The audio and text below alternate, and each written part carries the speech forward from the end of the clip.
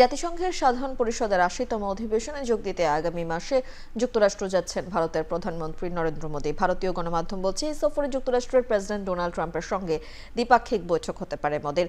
আগামী ২৬ সেপ্টেম্বর জাতিসংঘের সাধারণ পরিষদের উচ্চ পর্যায়ের অধিবেশনে বক্তব্য রাখবেন নরেন্দ্র মোদী। একই দিনে অধিবেশনে বক্তব্য রাখবেন ইসরায়েল, চায়না, পাকিস্তান ও বাংলাদেশের সরকার প্রধান।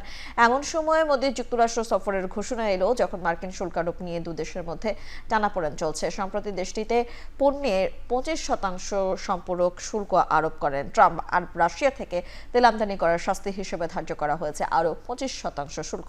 মোট ৫০% শুল্কের ২৫% এরই মধ্যে কার্যকর হয়েছে।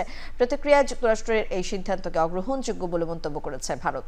নয়াদিল্লি জানিয়েছে, জাতীয় স্বার্থ ও অর্থনৈতিক নিরাপত্তার জন্য প্রয়োজনীয় সব ধরনের ব্যবস্থা গ্রহণ করবে ভারত।